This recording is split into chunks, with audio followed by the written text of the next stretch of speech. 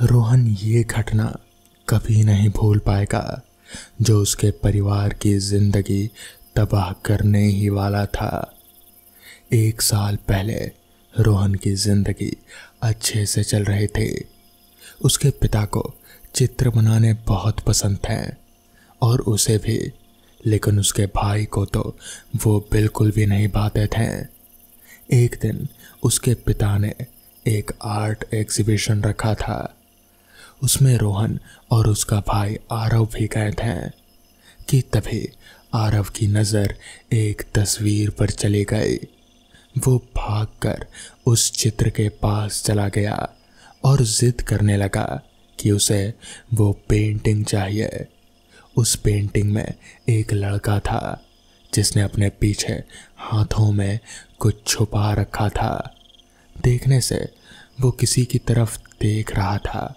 किसी को भी उसके कलाकार का नाम नहीं पता था। वो तस्वीर बहुत पुरानी लग रही थे। किसी को भी उसमें कुछ खास नहीं लगा, लेकिन फिर भी आरव के लिए पिताजी ने ले ली। उस तस्वीर को घर लाकर आरव के कमरे में लगा दिया गया। कुछ दिनों तक सब कुछ ठीक था, लेकिन बाद में आरव ने बाहर आना जाना कम कर दिया। वो अब अपने दोस्तों से भी नहीं मिलता था और ना ही उसे किसी से बात करना पसंद था। दिन भर वो उसी तस्वीर को देखता रहता और उसके सामने कुछ बोलता रहता। रोहन को भी कुछ अजीब लगा। उसने कई बार उसके साथ खेलने के लिए बात की, कोशिश की, लेकिन हर बार आरव कहता कि उसका मन नहीं है। दिन ऐसे ही बीत रहे थे कि एक दिन रोहन बाहर जा रहा था कि उसका मन हुआ कि एक बार वो आरव के कमरे में जाकर देखे। कमरे में घुसते ही उसे वो तस्वीर दिखाई दी। कितनी मनहूस तस्वीर है। जिसने भी बनाई होगी कोई पागल आदमी ही होगा। पता नहीं ऐसा क्या दिख गया आरव को इसमें जो इसे उठाकर घर ले आया। रोहन ने खुद से कहा और खिड़की के पास गया। बाहर देखा तो उसके होश उड़ गए। बाहर आरव झूले पर बैठकर एक कबूतर के पंख तोड़ रहा था। रोहन भागकर बाहर गया और आरव पर जोर से चिल्लाया। रोहन को सुनकर आरव के हाथ से वो कबूतर छूटकर उड़ गया। तुम पागल हो गए हो क्या? उस बेचारे पक्षी ने क्या बिगाड़ा था तुम्हारा जो तुम उसके पंख तोड़ रहे हो? तो इस पर आरव ने गुस्से से कहा, मुझे इसमें मजा आ रहा था। आरव ने रोहन से हल्के से मुस्कुरा कर कहा और वहां से चला गया। रोहन ने कभी नहीं सोचा था कि उसे जवाब में ये सुनने को मिलेगा। उसके भाई ने तो कभी एक बार मच्छर भी नहीं मारा, तो वो हमेशा जानवरों से प्यार ही करता रहता है। उसे अब धीरे धीरे सब समझ में आ रहा था कि ये उसका भाई नहीं है, ये सब उस तस्वीर की वजह से हो रहा है। अब वो आरव की हर एक हरकत को देखने लगा था। एक दिन आरव दौड़ता हुआ आया और रोहन से पूछा, माचिस कहाँ है? तो इस पर रोहन बोला, क्यों, माचिस क्यों चाहिए? तुम्हें पता है ना मुझे चिड़ियों से कितनी नफरत है। एक चिड़िया मेरी खिड़की पर आकर बैठी थी, मैंने उसे पकड़ लिया है और अब उसे जलाने जा रहा हूँ। माचिस चाहिए। रोहन तो उसकी बातें सुनकर हैरान रह गया। तो इस पर आरव ने कहा, नहीं मालूम तो बोल दो, मैं खुद ही ढूंढ लूँगा। जिसके बाद आरव टेबल पर रखी माचिस को उठाकर अपने कमरे की ओर भागा। रोहन भी उसके पीछे भागा। आरव माचिस पर्दे पर लगाने ही वाला था कि रोहन ने वो माचिस बुझा दी और वो तस्वीर एकदम से नीचे गिर गई। रोहन आरव पर जोर से चिल्लाया, अगर मैं नहीं आता तो तुम तो पूरे घर को ही जला डालते। तस्वीर गिरकर टूट गए थे। वो तस्वीर फ्रेम से अलग हो गए थे रोहन ने उस तस्वीर को उठा कर देखा तो उसके रोंगटे खड़े हो गए। उस तस्वीर के पीछे उस लड़के के सामने एक घर चल रहा था और उसने अपने पीछे एक मशाल छुपाई हुई थी। आरव चिल्लाया, तुम्हारी वजह से मेरे दोस्त को चोट लग गई। रोहन बिना कुछ सोचे समझे घर से बाहर भागा और उस तस्वीर को बहुत दूर एक घर के पास कूड़े में फेंक दिया। उस रात किसी को भी कुछ पता नहीं चला। अगले दिन अखबार में खबर आई कि उस घर में जहां रोहन ने वो तस्वीर फेंकी थी वहां रात में आग लग गई। खुशकिस्मती से सारे लोग बच गए। न्यूज़ में आरव की ही उम्र का एक बच्चा दिखा रहे थे। उस बच्चे ने भी अपने पीछे कुछ छुपा रखा था और उसके चेहरे पर एक कुटिल मुस्कान थी। रोहन ने उस तस्वीर के बारे में बहुत खोजा और आखिर में उसे एक आर्टिकल मिला जिसमें बिल्कुल वैसी ही तस्वीर का जिक्र था। वो तस्वीर रोम में करीब 400 साल पहले बनी थी।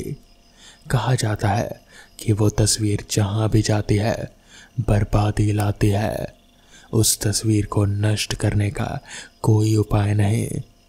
उस दिन के बाद से आरव फिर से पहले जैसा होने लगा। उसे तो कुछ पता ही नहीं कि वो तस्वीर कहाँ है। तो दोस्तों, ये थी आज की पहली कहानी। तो चलिए बढ़ते हैं आज की दूसरी कहानी की ओर। ये घटना आज से करीब 10 साल पहले की है। उस वक्त मेरी उम्र 20 साल की थी और मैं अपनी पढ़ाई के साथ साथ फ़ोटो खींचने का पार्ट टाइम किया करता था। ये काम मैं अपने मामा जी के लड़के के साथ किया करता था। हालांकि वो गांव के हिसाब से मेरे मामा जी ही लगते हैं क्योंकि मेरी माँ उनके गांव की ओर की है। कहानी उन दिनों की है। दीपावली के आसपास का टाइम था। हल्की हल्की सर्दी का वक्त था।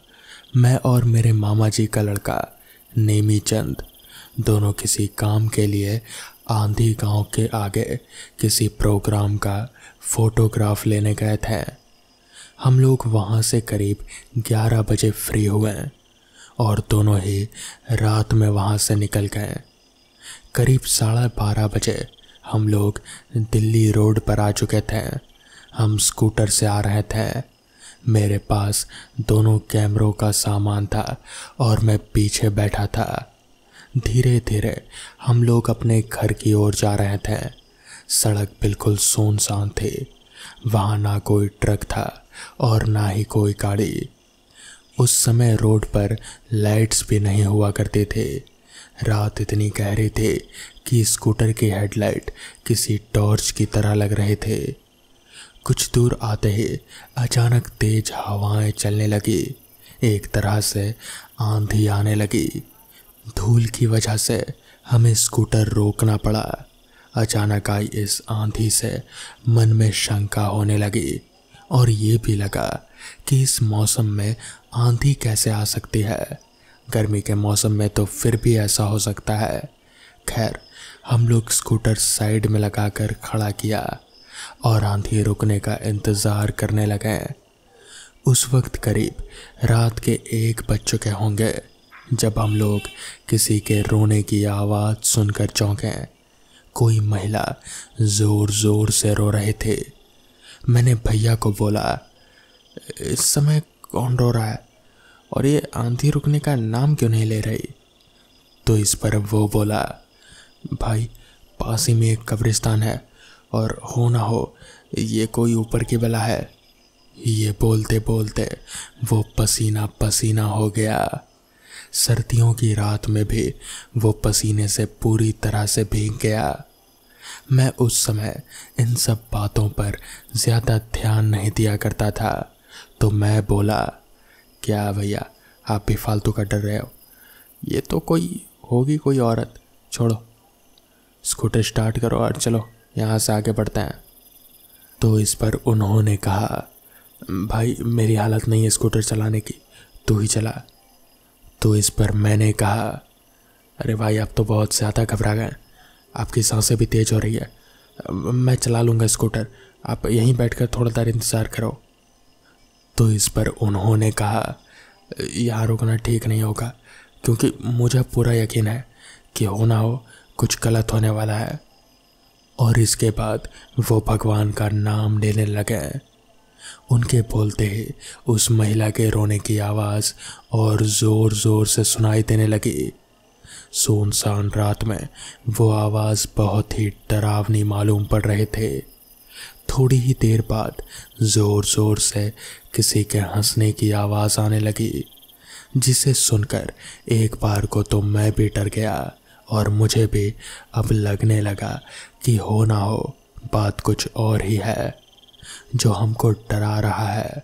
पर दूसरे ही पल कि इतनी रात का कौन महिला होगी, और इस वक्त तो लोगों के सोने का समय होता है, तो फिर क्या कोई हमारे साथ मजाक कर रहा है।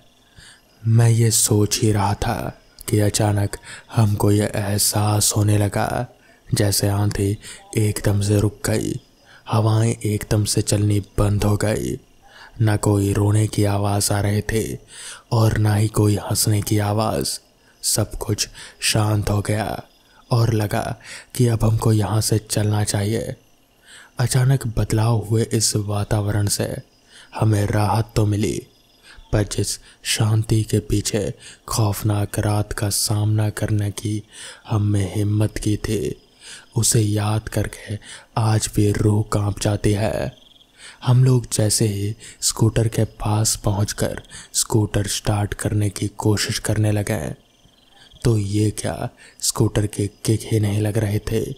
बार बार कोशिश करने पर भी किक इस तरह से जाम हो गई कि जैसे स्कूटर बरसों से खराब हो और जिसकी किक जंग की वजह से जाम हो गई हो। मैंने भैया से बोला, अरे भैया किक तो नहीं लग रही। उन्होंने भी काफ़ी कोशिश की पर वो भी नाकामयाब रहे। मुझे अच्छी तरह याद है कि उस रात मैं पूरी तरह किक पर चढ़ गया और क्लच दबाने के बाद भी किक 1 इंच भी आगे नहीं आई। भैया इस बात से काफ़ी डर गए थे और कुछ हद तक अब मैं भी डर गया था। अब तो मुझे भी लगने लगा था कि कहीं कोई परेशानी तो होने ही वाली है। मैंने ये देखने के लिए किक नीचे क्यों नहीं आ रहे, मैंने स्कूटर को ज़मीन पर लिटा दिया और कुछ कर पाता या कुछ समझ पाता, अचानक ही किसी ने मुझे पीछे से धक्का दिया और मैं स्कूटर के ऊपर ही जा गिरा। पीछे झट से देखा पर वहाँ कोई नहीं था। इस पर मैंने भैया से बोला, मैं ऐसे कैसे गिर गया? तो ये सुनकर भैया बोले, देख स्कूटर छोड़ और भाग यहाँ से, ये जगह ठीक नहीं लग रही मुझे। हालांकि जगह तो मुझे भी ठीक नहीं लग रहे थे, मगर स्कूटर छोड़कर जाने का मेरा मन नहीं था और मैं पैदल घर नहीं जाना चाहता था। तो इस पर मैंने कहा, थोड़ी देर बस देख लूँ क्या दिक्कत है, उसके बाद चल जाएंगे। भैया बार बार बोलते जा रहे थे कि यहाँ से निकलना चाहिए, मगर मैं उनकी नहीं सुन रहा था। तभी किसी के ज़ोर से चीखने की आवाज़ कान के पर्दे में आकर रुकी। एक पल को लगा जैसे कान के पर्दे फट गए हों। मैं बहुत डर गया और परेशान भी हो गया कि आखिर ये क्या हो रहा है। जब कुछ समझ नहीं आया तो मन बनाया कि चलो पैदल ही चलते हैं, सुबह आकर देखेंगे कि स्कूटर में क्या हुआ है। मैंने भैया को बोला, चलो पैदल ही चलते हैं। हमने स्कूटर की चाबी निकालकर सामान साथ लेकर चलने को तैयार हुए ही थे कि एक छोटा सा बच्चा जिसने अपने शरीर पर एक भी कपड़ा नहीं पहना था हमारे सामने आकर खड़ा हो गया।